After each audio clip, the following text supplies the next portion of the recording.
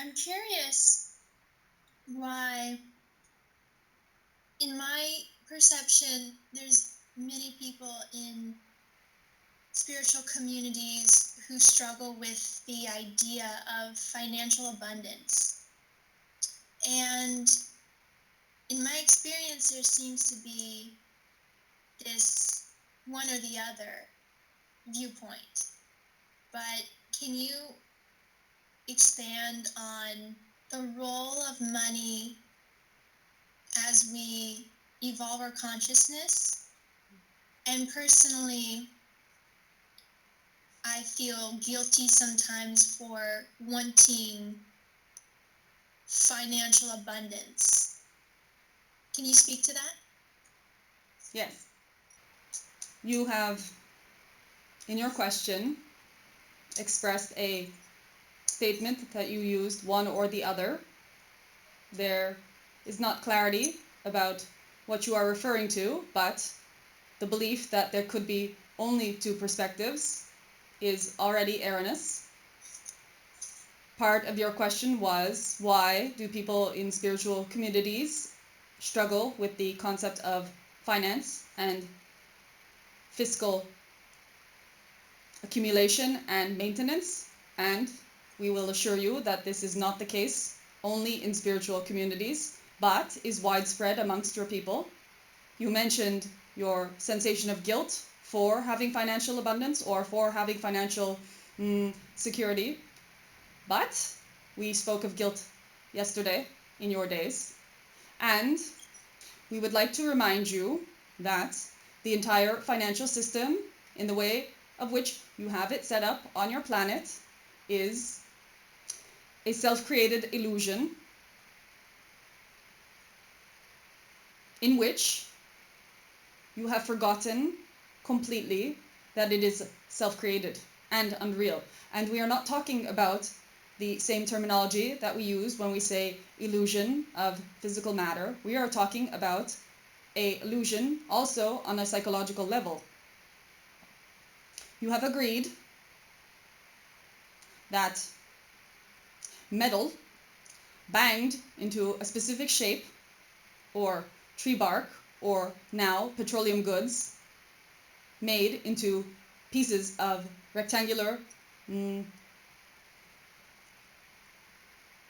fabric with certain drawings upon them, mean something. And because you have agreed that they mean something, they do. The entity you call Bashar stated that abundance is having what you need when you need it. And therefore, financial abundance cannot exist, because nobody needs little coins and pieces of paper or numbers on a computer screen ever.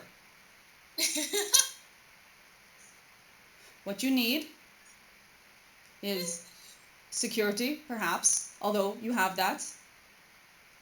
Nourishment, perhaps, although you have that. Love, perhaps, but you also have that. In fact, the things that you truly need, you always have in abundance. It is impossible not to have them in abundance. But one must realize who they are. You cannot purchase love. You cannot purchase health. You cannot purchase happiness. You cannot purchase peace or a pleasurable state of being. Money, dare we say, is useless. And yet you have this system that continuously reinforces how absolutely important and fundamental it is. Why? Ask yourselves. In whose interest is it for you to continue to believe this? Is it in your interest?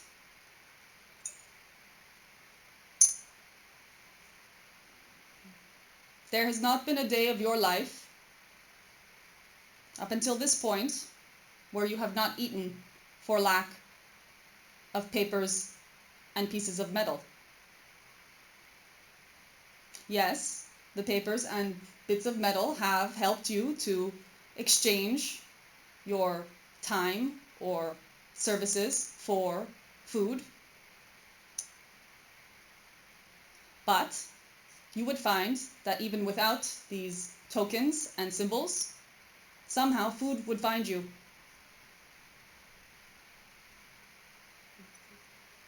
Perhaps you would smile at someone who needed a smile and they would choose to feed you.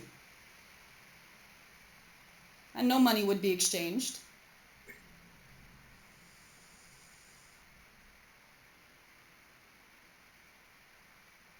And yet we do not need to vilify money. We don't mean to propose that it is evil or good or that there's any opinion upon it whatsoever. Just we might suggest that you recall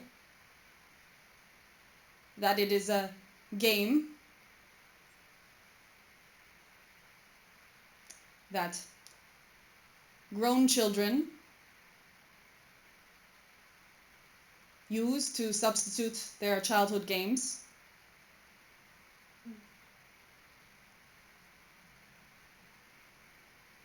The concept that it is necessary or that the world economy is somehow important and we must maintain it is absolutely faulted. For if as much focus went into cultivating love and unification and brotherhood, then money would become absolutely unnecessary.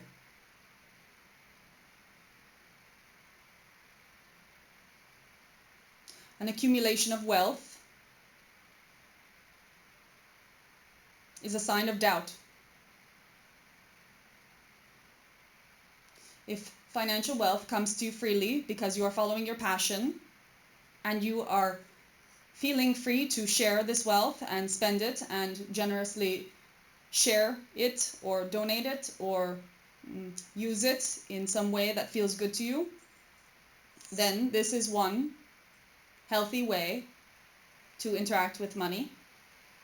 If, on the other hand, you are constantly seeking it and trying to squirrel it away in a tree,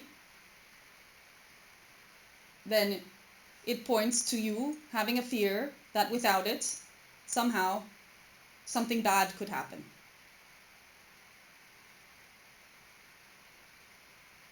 Conditionality, if then, is always a sign to work more diligently on your faith.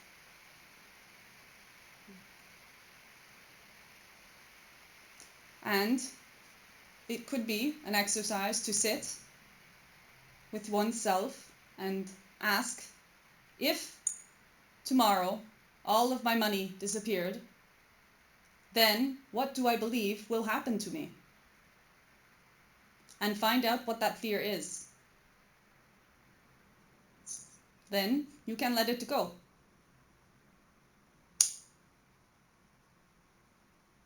Have we answered the question?